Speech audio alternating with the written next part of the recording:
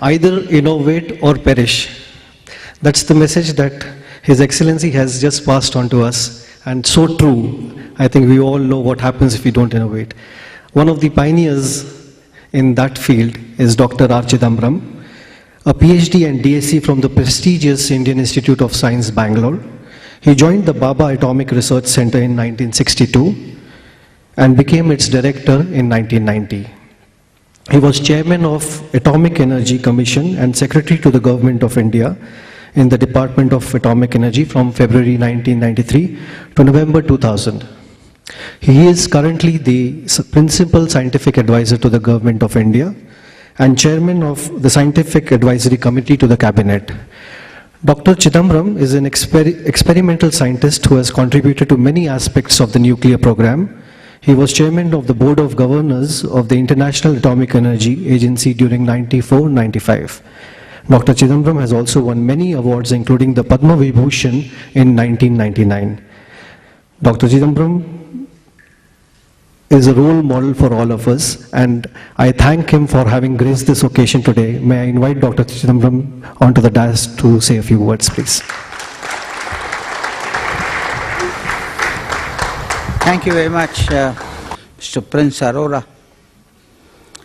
His Excellency Ambassador Lokesh, Mr. Joseph Jose, Dr. Appukutan, Mr. Ananthakrishnan, distinguished alumni of NITs and their spouses, ladies and gentlemen, and also children. Some of you have brought your children. It's a great pleasure for me to be here with you, and I thought I'll share some of my thoughts with you of India's development goals. There is no doubt that India will become a developed country sooner or later.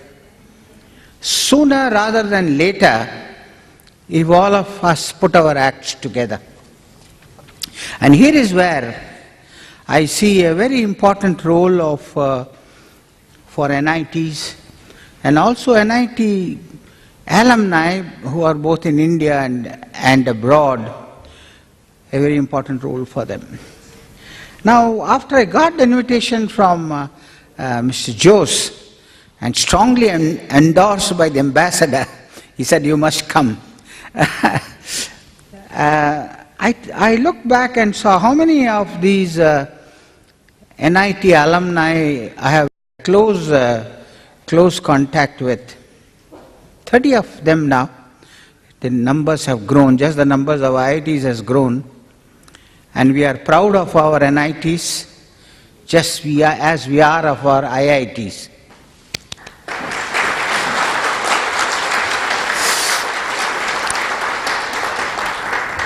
There are many distinguished alumni of NITs, and of course the present Chief Minister of Bihar.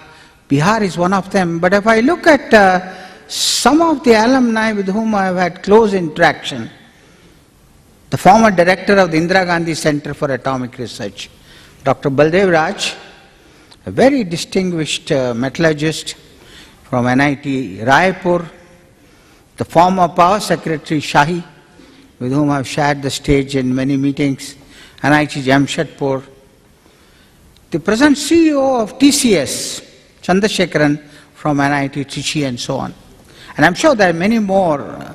For a long time I didn't know that Baldev Raj from one of the NITs. So maybe there are many more about their educational background I might not have known. I asked Professor Sundarajan, who is the director of NIT, to tell me a little bit about how they started. And he said that the genesis of the NITs, the earlier ones, the erstwhile regional engineering colleges, almost all of them were set up in rural surroundings with a view to developing the local environment. See, one of my definitions of a developed India is when the quality of life in rural India becomes comparable to the quality of life in the non-urban areas of already developed countries. Unless we achieve that, And here I see the way the earlier NITs were set up, and maybe some of the new ones also, that they can play a very important role in rural development. Also, many of them were set up alongside greenfield industrial sites. Many of these initiatives, as your ambassador mentioned, started by Panditji. Number of new industries started coming up, the steel plants and electrical equipment plants and all that. Now REC, this is only an example, is one such institution which is alongside BHEL Trichy today. And I was told by CMD of BHEL, they do have a very strong interaction with NIT Trichy. Another distinctive feature he felt was that of the REC system, that all of them were homegrown. They were not set up in collaboration with foreign countries, as like some of the IITs, earlier IITs. Of course, there is no harm in international collaboration. We must collaborate, and all the NITs together do have international linkages. But he's talking about the startup. And today, according to him, NIT Trichy is being consistently ranked among the top technology schools in the country. And it can be classified as one of the largest suppliers of engineers to the nation. Same thing is true for you also, Dr. Abukuttan? Yes.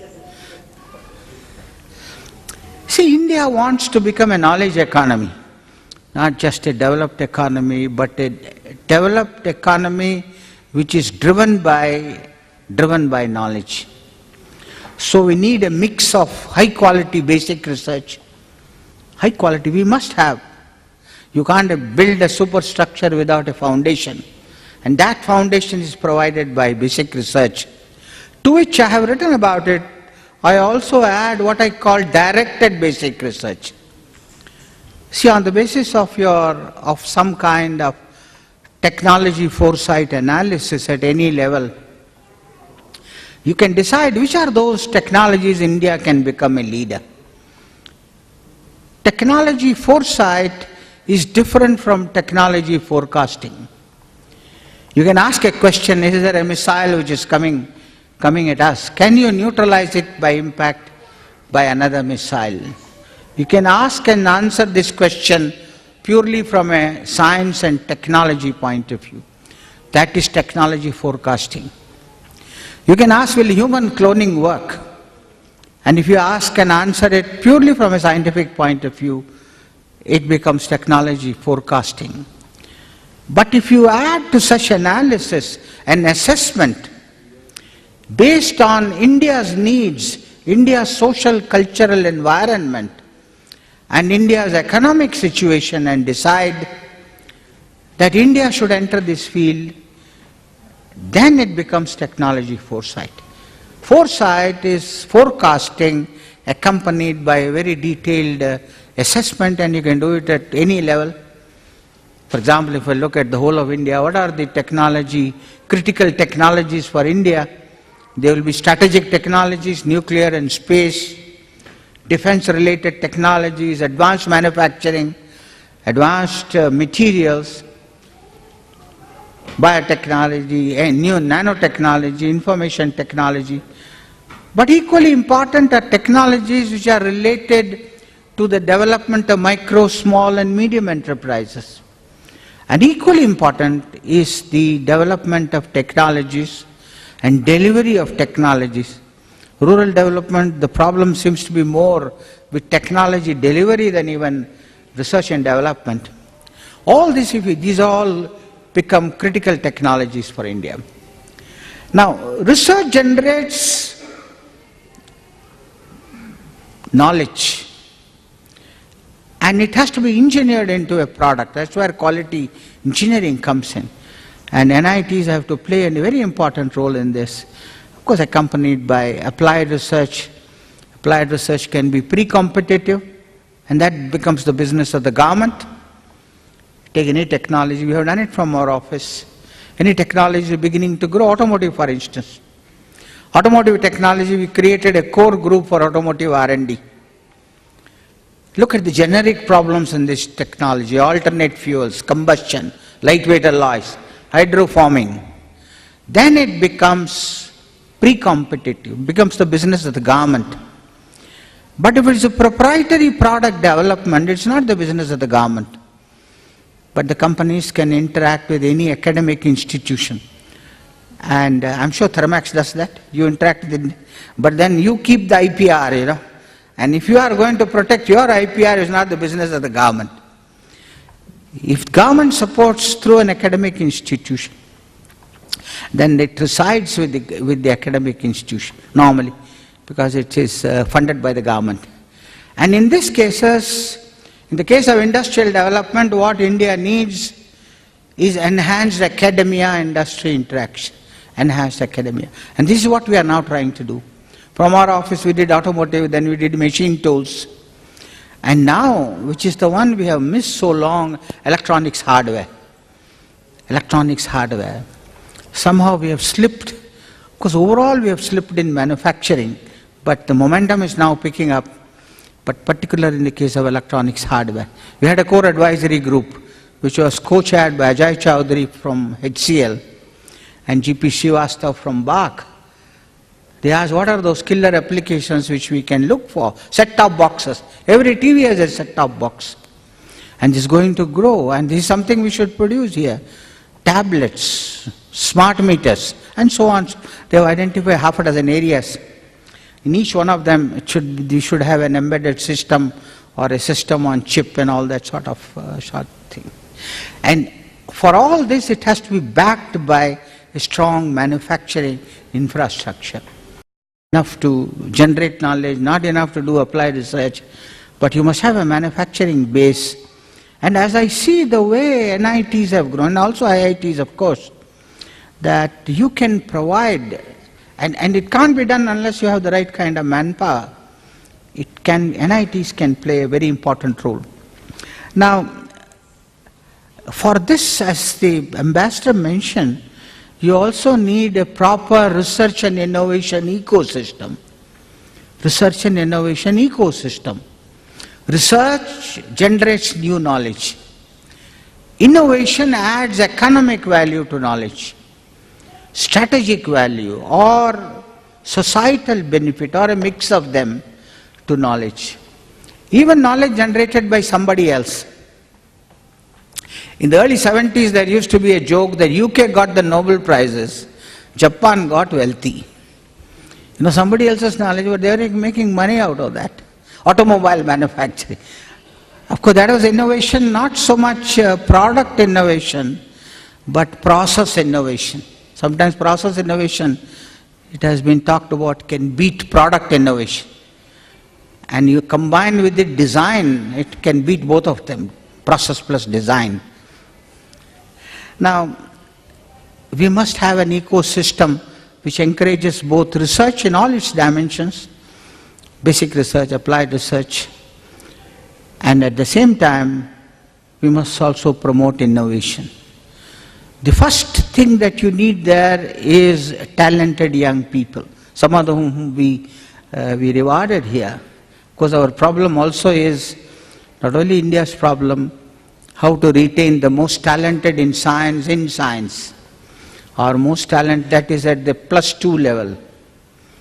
And those who are very talented in engineering, research and product development, how to retain them in engineering research and technology and technology development. Number of things are being done.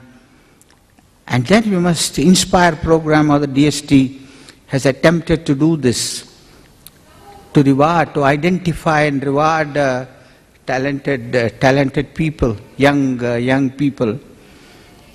And to companies, we had a meeting, a brainstorming in our office some years back. We were advising them that when you hire people through placement interviews, the creamy layer among them, I'm talking to you also, that the creamy layer among them Pay them job salaries, but let them do research. With a professor for whom you have respect, in a broad area of interest to the company. Not problem solving, that can go on, 6-month, 9-month project. This young fella, after his B.Tech or even M.Tech, should be no different from any other student or the professor. And you see, subconsciously he is loyal to the company because you are paying him 3 times the fellowship he would otherwise get. 2 professors talk to one another, one fellow from abroad and one fellow from India. They tell each other everything. 2 company scientists to talk to each other, they tell each other nothing. Because commercial value of the knowledge and IPR issues and so on and so forth. Because the professor from abroad comes and addresses your NIT audience students. Says, look, I can't tell you because this I am doing it for DuPont, that I can't tell you because doing the students will boo him down. And when these professors are exchanging information, the young fellow is listening. And you know, the PhD student of a professor is an entirely different category than a B.Tech or M.Tech student. Because he spends days with him, goes to his house, knows the family, probably helps the family to buy vegetables also when nobody is around. So in all that situation, the relationship of the professor with the student is very, very, very different. And if you treat that student well, the professor becomes your friend. And every company, in my opinion, must have 2 or 3 such friendly professors through whom you can reach probably everything in India. And this ecosystem, of course, is not only students, it also requires top quality professors, it needs proper funding. And today what we are developing in India, I'll show it in one of my last slides, you need an e-science infrastructure, electronic connectivity, so that people all get connected using an optical fiber network. See, if you have that ecosystem, what I'm talking about here, it is also required if you want to build major facilities for science. The way Raman did his experiment, when he discovered the Raman effect, it was just one scientist, Raman. Of course, the greatest experimental physicist India has produced, plus 2 or 3 students. But today they want to go and look for the Higgs boson. They build a $4 billion machine. $4 billion machine to look for one particle, which of course was a very important particle in the Standard Model. When the Big Bang occurred, all these particles were produced. And according to the Standard Model, they didn't have a mass. It is the Higgs field which gave them the mass. So the Higgs boson. And boson comes because our Bose was one of the persons who said this. Suddenly they called it a God particle. Of course, every particle is a God particle, if you are a believer.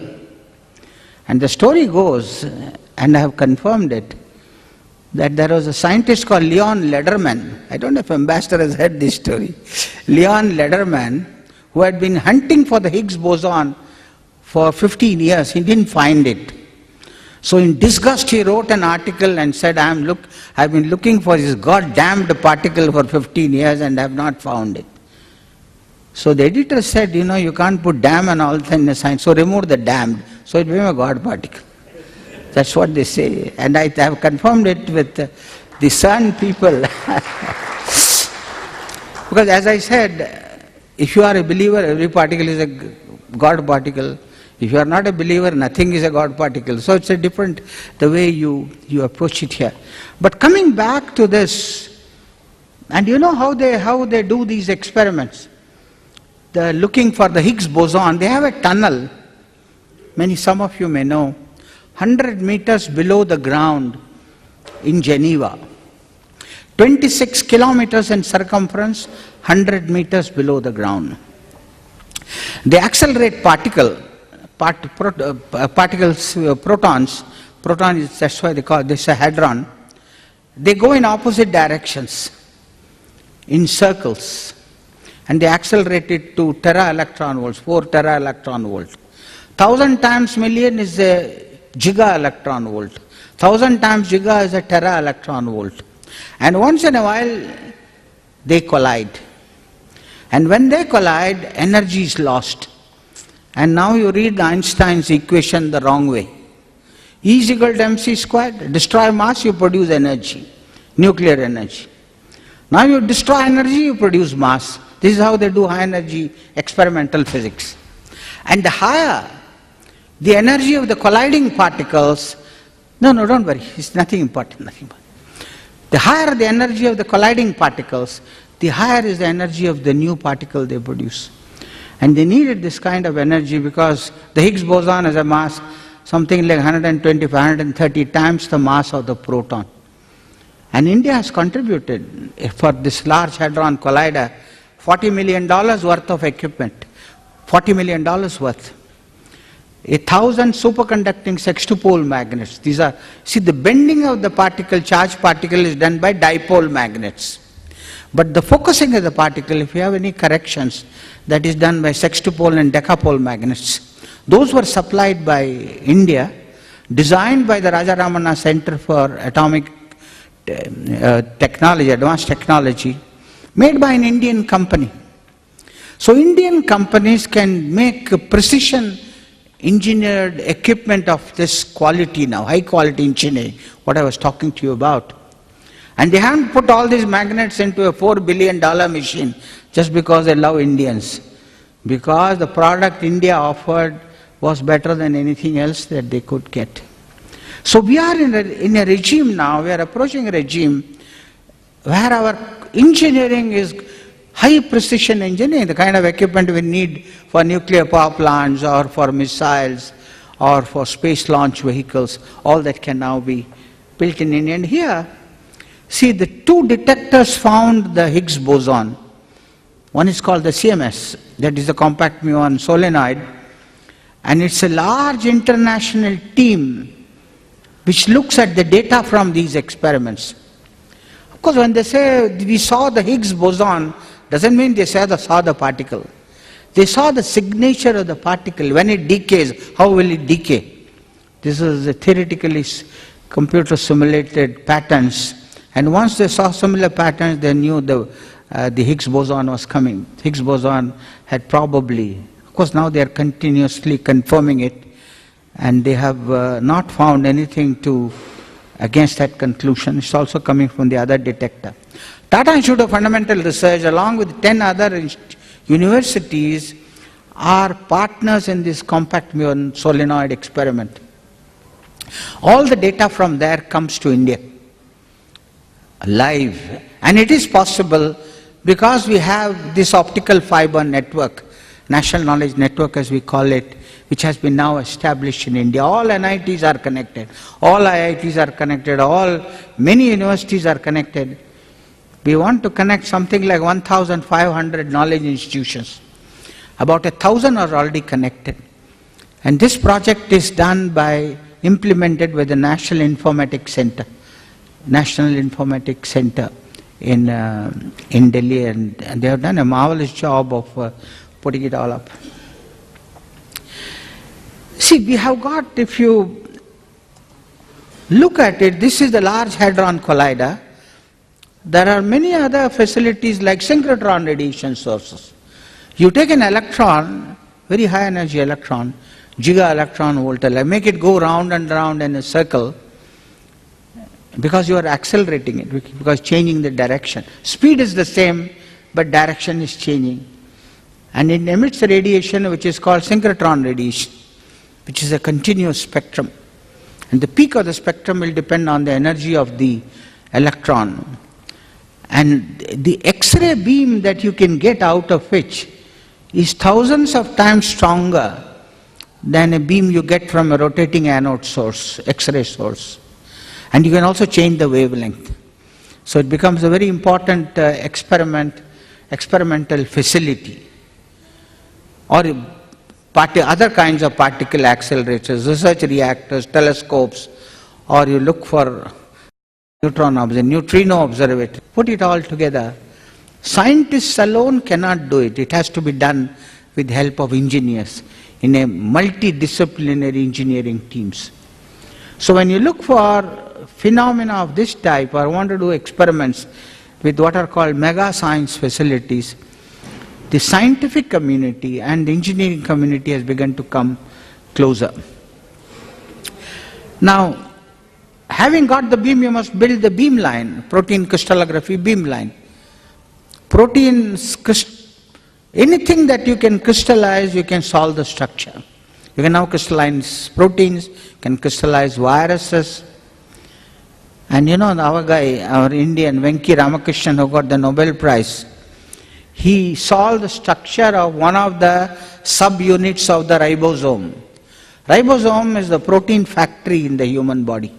Produces all the 30,000 proteins or whatever that the human body needs. And one of the subunits is the most complex structure solved by anybody. That uses synchrotron radiation sources and all the diffraction equipment that you need. And you know, it is both research and innovation. Pure research in the sense that it is the most complex structure solved.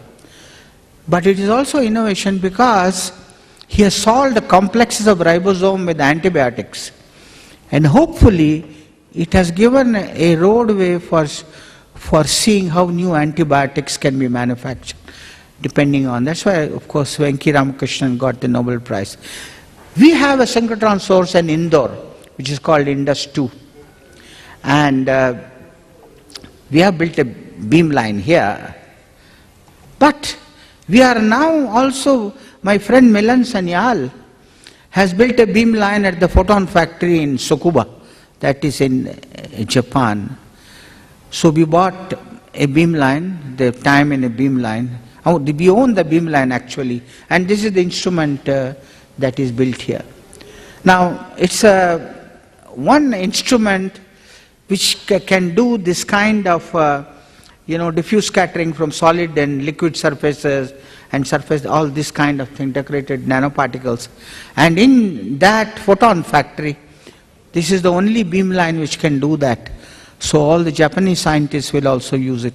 So this is the trend now. The trend is scientists can't do that experiments without engineers, and also we are getting internationalized. It's not getting limited to one country. There are statistics to show that the number of authors in a paper is rising steeply. Something like the Higgs boson may have 300 authors, maybe 1,000 authors. That's the kind of limit. But also the number of authors in any paper are coming from more than one country now. More than one country. Of course, we are happy that Venki Ramakrishnan got the prize because he is an Indian. He did his MSc in Baroda. So Indians are happy. He switched to biology in California. So maybe Americans are happy. Then he came to Cambridge to do the experiment, and for which he got the Nobel Prize, which is now listed under UK's name. So obviously the Englishmen are happy. So it's all, and who are the students? Maybe one Englishman. There might have been other people of other nationalities in his team. This is what is happening now. Internationalization of science. And we are also allowing a giant meter radio telescope near Pune. We are allowing people to come from various countries and to use that experiment. See, as I said, we missed the microelectronics revolution, so we are very keen that we shouldn't miss the nanoelectronics one. So 6-7 years back, we had a brainstorming in our office. One is to fund research at the level of 1 crore, 2 crores to support, or what few crores, to support who are all the good scientists in India. But we are now also beginning to feel that if you want to create centers of excellence, you must spend at least 50 crores in particular areas. So what we thought was, in nanoelectronics, suppose we had to decided to spend 100 crores, and you want to select 2 labs where it can be done. Selection was Indian Institute of Science, Bangalore, and IIT Bombay. With an MOU between them and the Indian Nanoelectronics Users Program. See, when we talk of mega fabs being established in the country, it must also be backed by backed by this kind of high quality research manpower being generated in the country. Maybe between them you must also have a prototype fab. India's strength is in low volume, high design content chips.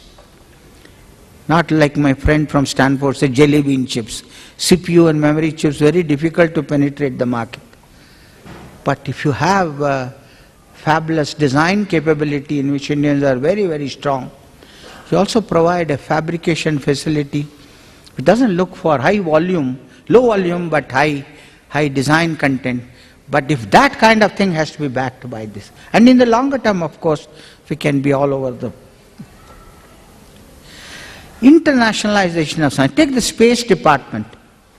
Not many of you may know that ISRO has launched 35 satellites from 19 countries using the Polar Satellite Launch Vehicle so far. And this very important one for studying the water cycle with the French one, studying energy exchanges and all that, which is really an oceanographic satellite is meant for this study. From all countries, various countries, from Argentina, Singapore, Switzerland, UK and so on. If you want to have a tsunami warning system, it has to be an international effort. The underground earthquake which generates the tsunami may be very far away from you. So what the Ministry of Earth Sciences, Dr. Shailesh Nayak's group in Delhi, so they have customized it for the Indian Ocean region. This kind of Indian tsunami warning system. It's a very high resolution, gives you very fast things. And then you have a network of national systems consisting of regional tsunami service providers and national regional tsunami watch centers, which can all be get together. I'm giving examples of